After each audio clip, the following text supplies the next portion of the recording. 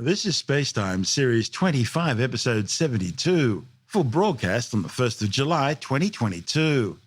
Coming up on Spacetime, a close encounter with the planet Mercury, NASA's Parker Solar Probe flying to within 8.5 million kilometres of the Sun, and work begins on a new European tracking station dish in Western Australia.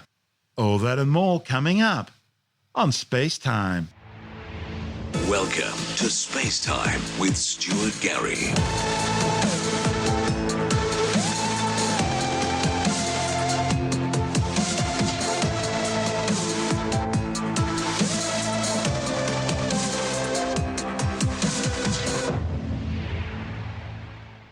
The BepiColombo spacecraft has just undertaken its second close flyby of the planet Mercury. Like its first encounter last year, the probe swooped down to within 200 kilometres of the heavily cratered and rocky planet's surface. The joint European and Japanese mission is undertaking 6 gravity-assist braking manoeuvres needed to slow down the spacecraft enough to eventually enter orbit around Mercury in 2025. The primary purpose of this flyby was to use the planet's gravity as a brake in order to help fine-tune BepiColombo's trajectory. Having been launched aboard an Ariane 5 rocket from Europe's Kourou spaceport in French Guiana back in 2018, BepiColombo has been making use of 9 planetary flybys, 1 of the Earth, 2 of Venus, and 6 of Mercury, together with the spacecraft's solar electric propulsion system, to help it achieve Mercury orbit insertion against the enormous gravitational pull of the Sun. Even though BepiColombo is still stacked in its cruise configuration for these flybys, meaning many instruments can't be fully operated, mission managers were able to undertake a limited number of scientific observations of the rock nearest the Sun. The sequence of images were undertaken by BepiColombo's 3 monitoring cameras, showing the planet's surface, while a number of magnetic, plasma and particle monitoring instruments sampled the environment for the hours around closest approach. The sequence of images were taken by BepiColombo's 3 monitoring cameras. They showed the planet's surface, while at the same time, a number of magnetic, plasma and particle monitoring instruments were able to sample the environment in the 2 hours around closest approach. A unique aspect of the BepiColombo mission is its dual spacecraft nature. There's the ESA-led Mercury Planetary Orbiter and the JAXA-led Mercury Magnetospheric Orbiter, both of which are being delivered into complementary orbits around the planet by a third module, ESA's Mercury Transfer Module, basically the cruise stage of the mission. Working together, they'll study all aspects of this mysterious inner planet, from its core through to its surface processes, its magnetic field and its exosphere, in order to better understand Mercury's origin and evolution. Dual observations are key to understanding solar wind-driven magnetospheric processes, and BepiColombo will break new ground by providing unparalleled observations at 2 different locations at the same time of the planet's magnetic field and its interaction with the solar wind, the stream of charged particles constantly flowing out of the Sun. During these flybys, it's not possible to undertake high-resolution imagery with the main science camera because it's shielded by the transfer module while the spacecraft is in cruise configuration. However, BepiColombo's 3 monitoring cameras are taking photos. Because BepiColombo's closest approach was on the planet's night side, the first images in which Mercury will be illuminated were taken around 5 minutes after closest approach, at a distance of around 800 kilometres. The cameras provided spectacular black and white snapshots in 124 by 124 pixel resolution. Their position on the Mercury transfer module so that they can also capture the spacecraft's solar arrays and antennas. As the spacecraft changed its orientation during the flyby, Mercury was seen passing behind the spacecraft's structural elements. This report from ESA TV. A collaboration between ESA and the Japanese space agency JAXA, BepiColombo consists of 2 scientific orbiters, a transfer module to propel them to Mercury, and a sunshield.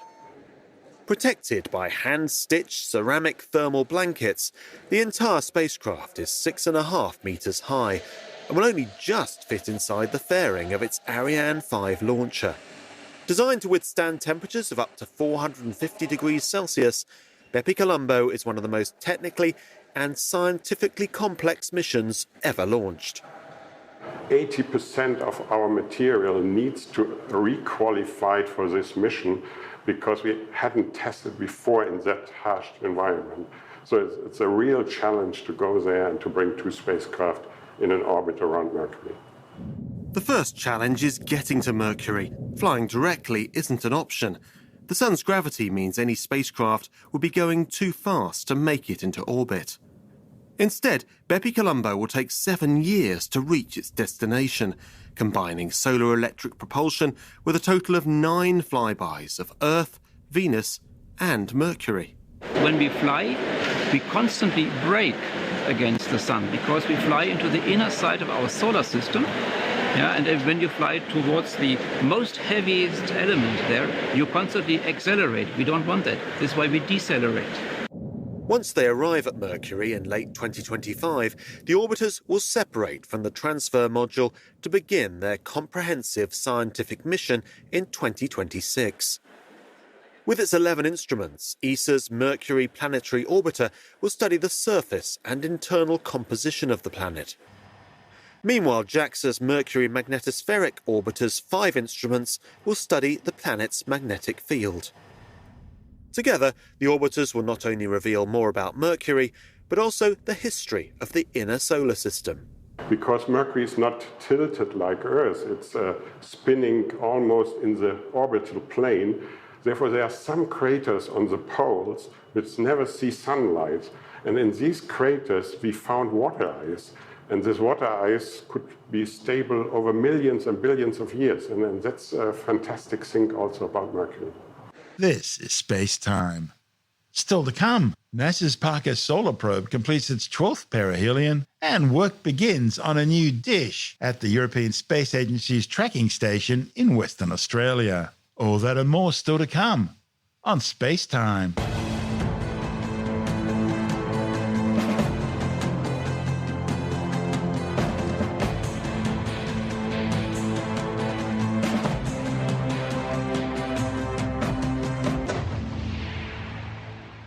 NASA's Parker Solar Probe has just completed its 12th perihelion, flying down to within 8.5 million kilometres of the Sun's surface. The close encounter saw the spacecraft swoop through the blistering solar atmosphere at over 586,860 kilometres an hour, fast enough to cover the distance between Los Angeles and London in under a minute. The milestone also marked the midway point of the mission's 12th solar encounter, which began on May the 27th. Mission managers say the 685-kilogram spacecraft entered the encounter in good shape, with all systems operating nominally. Launched in 2018, the Parker Solar Probe is on an unprecedented mission to study the Sun up close.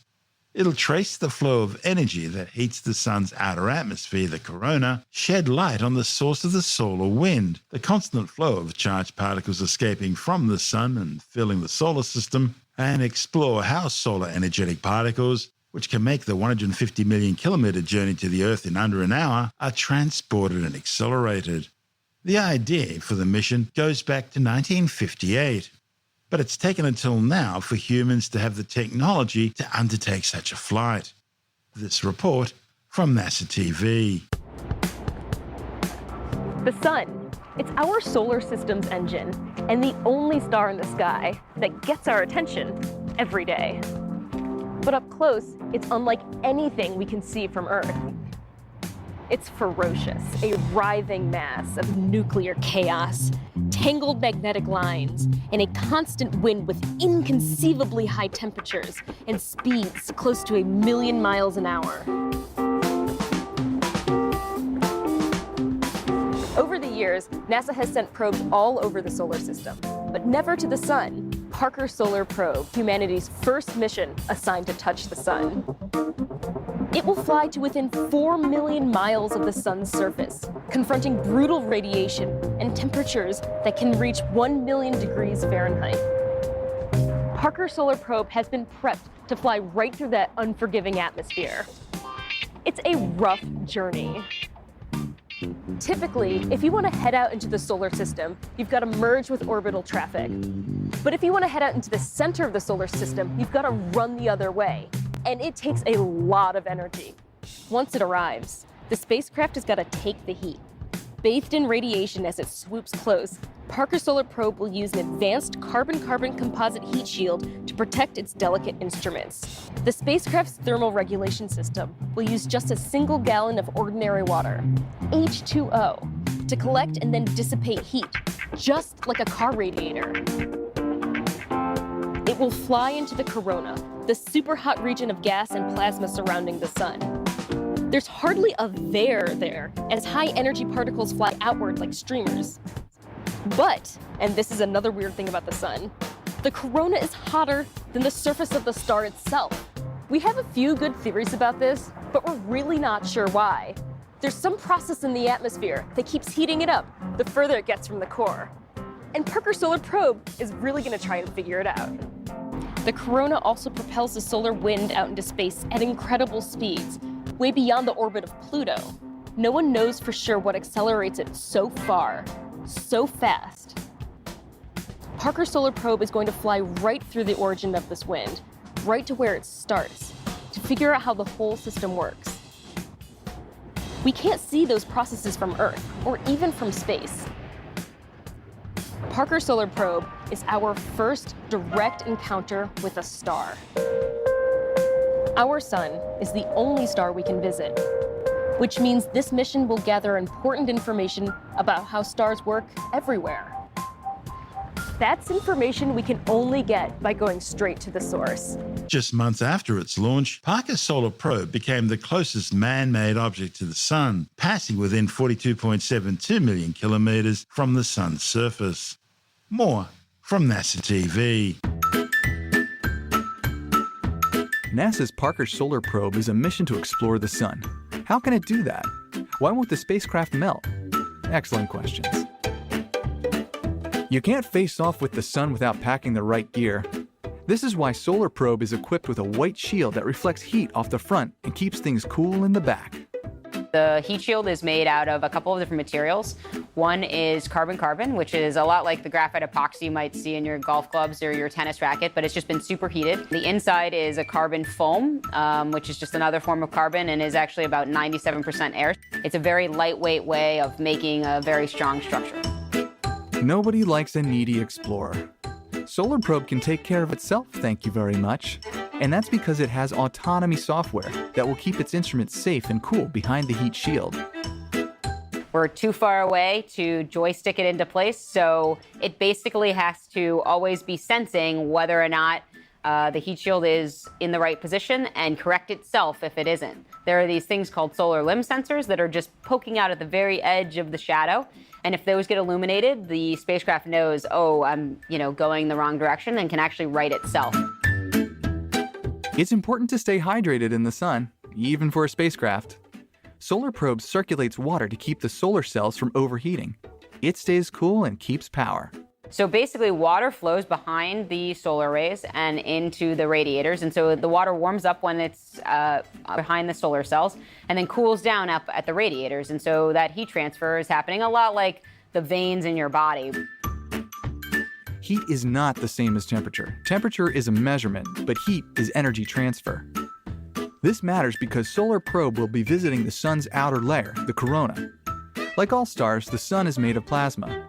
How tightly packed that plasma is depends on the layer. While the sun's corona has a very high temperature, the plasma particles are fairly spread out. So even though the temperature in the corona is 2 to 3 million degrees Fahrenheit, the heat around the spacecraft is manageable. The corona and where we're going is actually not that dense at all. There are only a couple particles. And so when we think about it, those are very hot, but we're not touching a lot of them. It's the kind of like when you put your hand into an oven, and the oven might be at 400 or 500 degrees Fahrenheit, but your hand isn't at 400 or 500 degrees Fahrenheit. In December 2021, NASA announced that Parker Solar Probe had achieved its cornerstone objective, making the first measurements from within the atmosphere of a star. When Parker Solar Probe entered the solar atmosphere, it made the first ever crossing of what's known as the Alpha Critical Surface, the boundary where solar material anchored in the sun first escapes and becomes the solar wind. Until this crossing, no one knew what this boundary would look like. During its first pass close enough to cross this boundary, Parker Solar Probe passed into and out of the corona several times. This revealed key information about the boundary's shape, showing that the often critical surface wasn't shaped like a smooth ball. Instead, it has spikes and valleys that wrinkle the surface. Instruments aboard the spacecraft established that the wrinkles were due to coronal streamers, giant plumes of solar material rising up through the sun's atmosphere. Streamers have long been observed by sun-watching spacecraft near Earth, but never before measured directly. Parker also confirmed the existence of a dust-free area close to the sun. Dust is just about everywhere in the solar system. It's the remnants of collisions that formed planets, asteroids, comets, and other celestial bodies billions of years ago. Almost a century ago, astronomer Henry Norris Russell predicted there should be a region round the sun where dust particles get so hot they sublimate and thus disappear, creating a dust-free zone. People have been looking for evidence of this sublimation zone for decades now, but there's never been any consistent evidence of its existence. Until now. Parker's made the first direct detection of dust depletion close to the sun, observing the light reflected from dust dimming some 13.2 million kilometres out from the solar surface. Models based on these results suggested the dust-free zone should exist starting at about 3.5 million kilometres out from the sun. When Parker's solar probe sent back the first observations of its voyage to the sun, scientists found their magnetic field instruments spiked with what became known as switchbacks. Rapid flips in the sun's magnetic field that reversed direction like a zigzagging mountain road. During Parker Solar Probe's sixth flyby of the sun, it found these switchbacks aligned with magnetic funnels in the sun's surface. These funnels emerge from between structures known as supergranules, giant bubbles on the sun in which hot plasma from the solar interior rises up, spreads out across the surface, cools, and then sinks back down again. The magnetic geometry of these regions suggests that magnetic reconnection powers the solar wind. While the new findings locate where the switchbacks are made, the question of how they are formed is still a matter of active research. Parker's also measured solar energetic particles escaping from the sun. Measured near Earth, these solar energetic particle events are relatively rare and hard to predict. But detecting them close to the sun has changed just about everything scientists knew about these speedy particles. The new data suggests they're much more common than expected, and they contain a far wider range of different types of particles than expected. And their paths from the sun are nowhere near as direct as previously thought. They can be disrupted by the switchbacks, and at times follow a path twice as long as expected. By measuring these events close to the sun, scientists are detecting events so small that all trace of them is lost before they reach the Earth. This is helping researchers develop a fuller picture of where they come from and how they're accelerated away from the sun. This report from NASA TV. After spending a few years spiraling closer to our star, the spacecraft has finally arrived. It's amazing.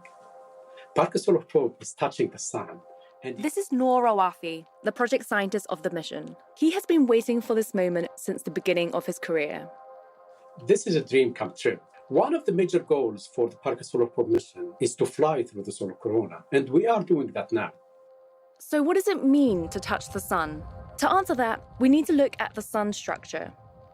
Unlike Earth, the sun doesn't have a solid surface. It's a giant ball of hot plasma that's held together by its own gravity.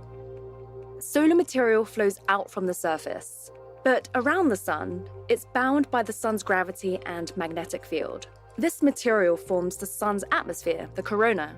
Eventually, some of this hot and fast solar material escapes the pull of the sun and gushes out into space as solar wind.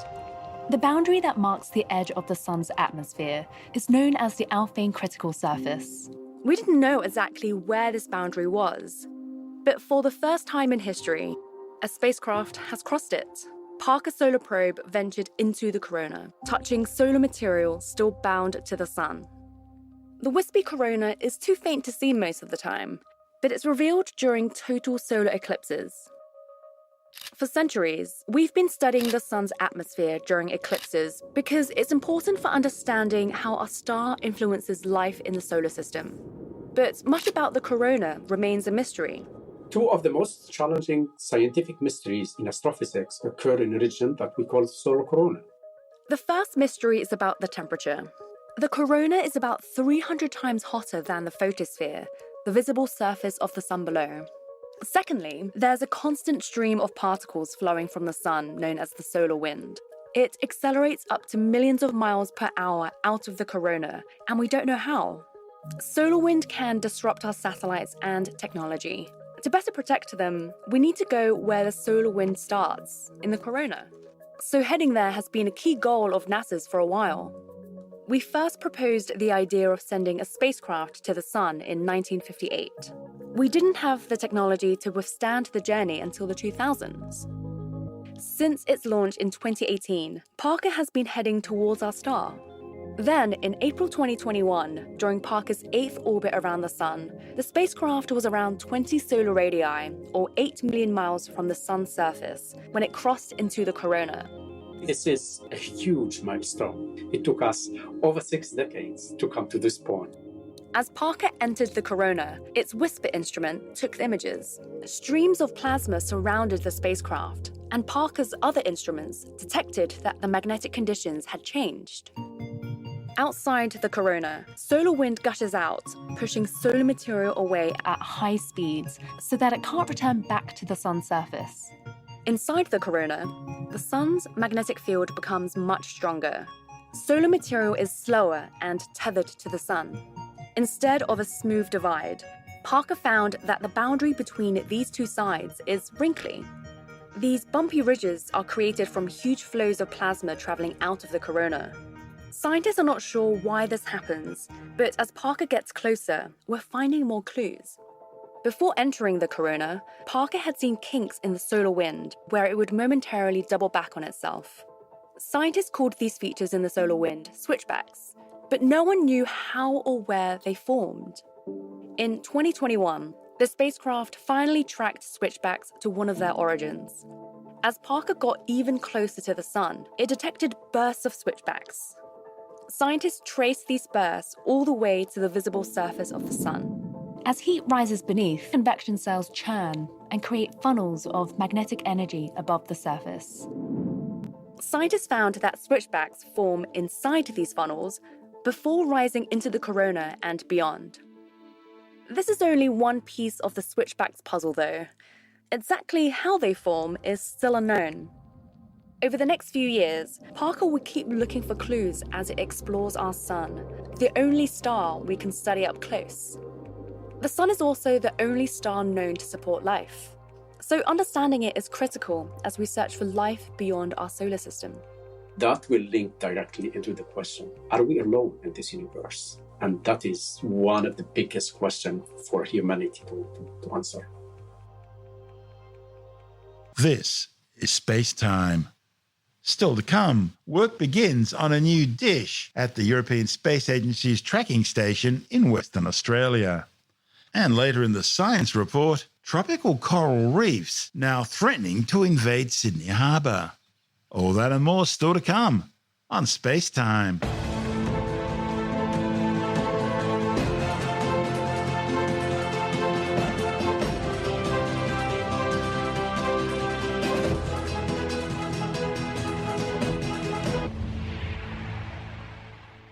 Construction's now underway on the European Space Agency's latest deep space communications antenna in Western Australia.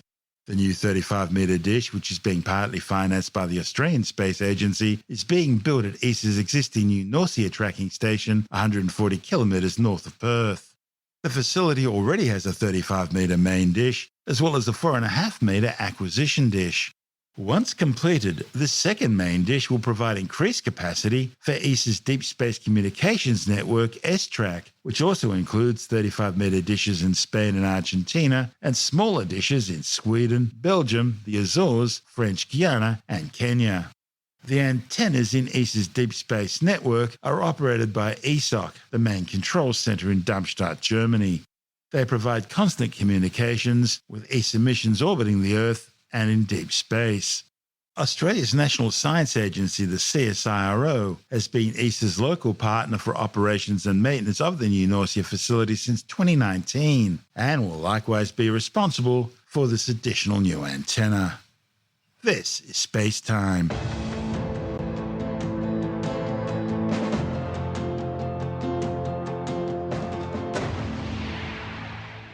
And time now to take another brief look at some of the other stories making news in science this week with a science report. A new study says Australian COVID-19 cases are actually far higher than what's being reported. Australia's most recent Cirrus survey of antibodies to the virus in blood donors shows that by the end of February this year, at least 17% of the Australian adult population had recently been infected with SARS-CoV-2, the virus that causes COVID-19. The vast majority of these infections are believed to have occurred during the Omicron wave, which began in February 2021. Based on the survey results, the proportion of people infected was at least twice as high as that indicated in cases reported to authorities by the end of February this year.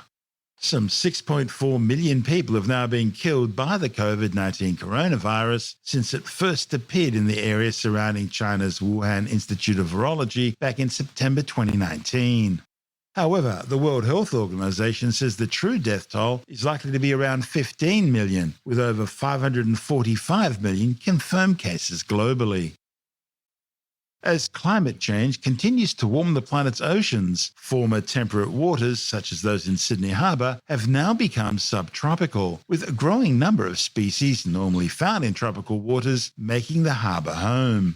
A new study by the University of Technology Sydney has found that invading subtropical corals will survive and thrive in coastal Sydney, which could spell trouble for existing Sydney coral species.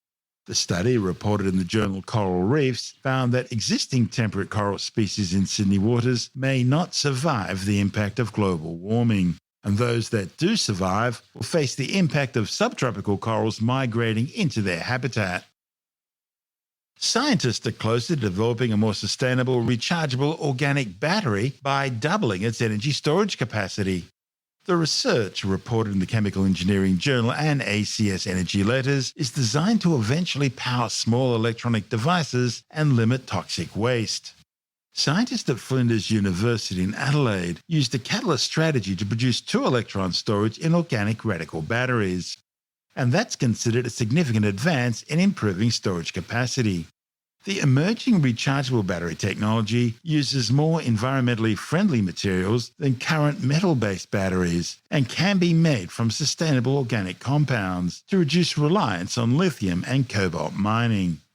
Researchers say their new all-organic polymer battery, which recently achieved 2.8 volts, can deliver a capacity of 175 milliamps per hour per gram, which is comparable to the commercialized lithium-ion battery, making it a step closer to practical use. 3 Australians who underwent gay conversion therapy to change their sexual orientation say there was nothing therapeutic about it, and they're now calling for a national ban on the practice.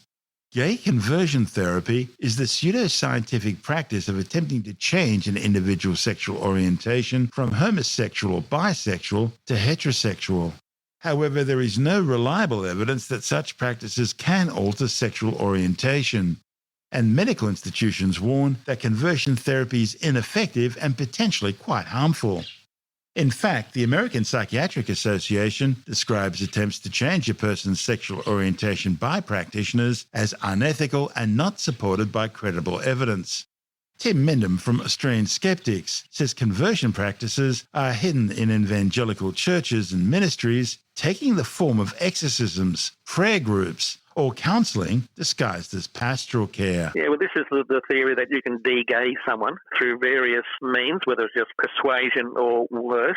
It's stronger in fundamentalist religious groups, of course, who believe that being gay is a satanic influence and can therefore be exorcised. It is vicious and nasty and cruel and unnecessary, and it doesn't work. So therefore various states, Victoria, Queensland and the Territory ACT, have banned it, and other states are looking at banning it as well. I know New South Wales is, but of course those of a religious fundamental belief are saying, no, you shouldn't ban it. It's a religious practice, but it's a dangerous religious practice. And it's been going on for, ever since psychiatry really started, with the belief that it's a psychiatric illness, being gay. Religious people would say it's a possession. It was classified as a psychiatric illness until it was. So that psychiatrists did it. They found various ways to try and cure it.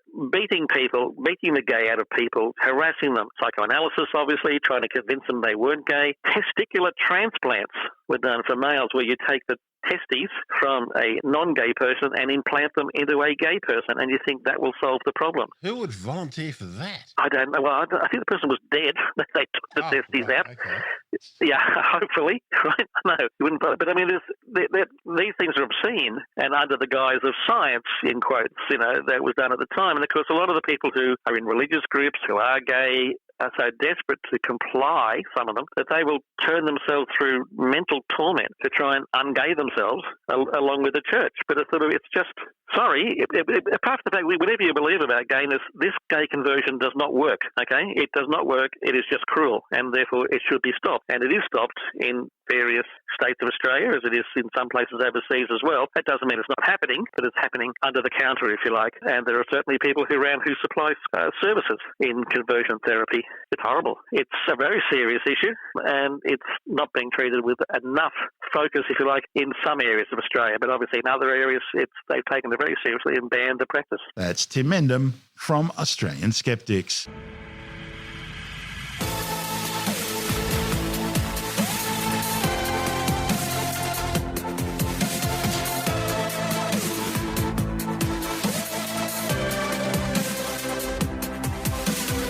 And that's the show for now. Spacetime is available every Monday, Wednesday and Friday through Apple Podcasts, iTunes, Stitcher, Google Podcast, Pocket Casts, Spotify, Acast, Amazon Music, Bytes.com, SoundCloud, YouTube, your favourite podcast download provider, and from spacetimewithstuartgary.com. Spacetime's also broadcast through the National Science Foundation on Science Zone Radio and on both iHeartRadio and TuneIn Radio. And you can help to support our show by visiting the Spacetime store for a range of promotional merchandising goodies, or by becoming a Spacetime patron, which gives you access to triple-episode commercial-free versions of the show, as well as lots of bonus audio content which doesn't go to air, access to our exclusive Facebook group, and other rewards. Just go to spacetimewithstuartgary.com for full details. And if you want more Spacetime, please check out our blog, where you'll find all the stuff we couldn't fit in the show, as well as heaps of images, news stories, loads of videos, and things on the web I find interesting or amusing. Just go to spacetimewithstuartgary.tumblr.com. That's all one word, and that's Tumblr without the E. You can also follow us through @StuartGary on Twitter, @SpaceTimeWithStuartGary on Instagram, through our Spacetime YouTube channel, and on Facebook, just go to facebook.com/Spacetime with Stuart Gary. And Spacetime is brought to you in collaboration with Australian Sky and Telescope magazine, your window on the universe. You've been listening to Spacetime with Stuart Gary. This has been another quality podcast production from Bytes.com.